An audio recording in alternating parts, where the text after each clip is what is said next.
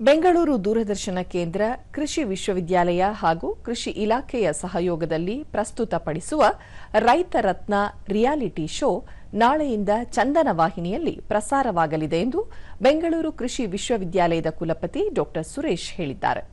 ಸುದ್ದಿಗೋಷ್ಠಿಯಲ್ಲಿ ಅವರು ತೆರೆಮರೆ ಕೃಷಿ ಸಾಧಕರನ್ನು ಗುರುತಿಸಿ ಗೌರವಿಸುವ ಮೂಲಕ ಅವರಲ್ಲಿ ಆತ್ಮವಿಶ್ವಾಸ ತುಂಬುವ ಕೆಲಸವನ್ನು ಬೆಂಗಳೂರು ದೂರದರ್ಶನ ರೈತ ರತ್ನ ಕಾರ್ಯಕ್ರಮದ ಮೂಲಕ ಮಾಡುತ್ತಿದೆ.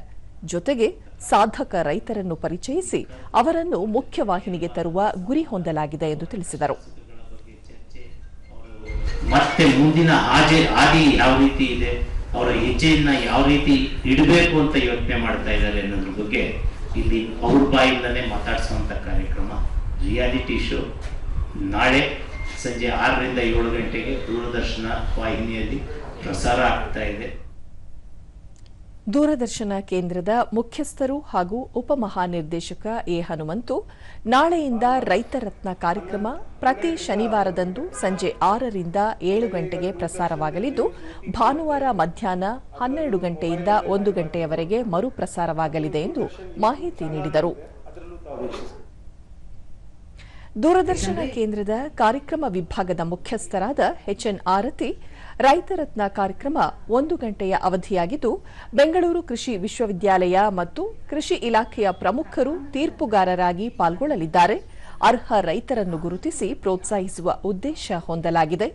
ರೈತರು ನಿಜವಾದ ಹೀರೋಗಳು ಎನ್ನುವುದನ್ನು ಬಿಂಬಿಸುವುದು ನಮ್ಮ ಉದ್ದೇಶವಾಗಿದೆ ಎಂದರು. ಅನೇಕ ಸಕ್ಸಸ್ ಸ್ಟೋರೀಸ್ ಇದಾವೆ, ನಮಗೆ ಕಾಣಿಸ್ತಾ ಇಲ್ಲ ಅಷ್ಟೇ, ನಮ್ಮ ಕಣ್ಮುಂದೆ ಬೇಕಾದಷ್ಟು ಸಕ್ಸಸ್ ಸ್ಟೋರೀಸ್ ಇದಾವೆ. ಹಾಗಾಗಿ ಹೊಸ ತಂತ್ರಜ್ಞಾನವನ್ನ ಅಳವಡಿಸಿಕೊಂಡು ತುಂಬಾ smart, more than hard work, smart work ಹೇಗೆ ಮಾಡಬಹುದು ಕೃಷಿನಲ್ಲಿ, ಅದು ಕೂಡ ಇದರಲ್ಲಿ ನಾವು ತೋರಿಸಿದ್ವಿ.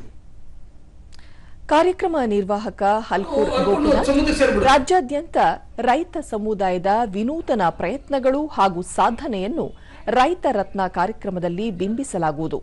ಇದರ ಜೊತೆಗೆ ಅತ್ಯುತ್ತಮ ಸಾಧನೆ ಮಾಡಿದ ರೈತರನ್ನು ಸಮಾಜಕ್ಕೆ ಪರಿಚಯಿಸುವ ವಿನೂತನ ಪ್ರಯತ್ನಕ್ಕೆ ಈ ಕಾರ್ಯಕ್ರಮ ನಾಂದಿ ಹಾಡಲಿದೆ.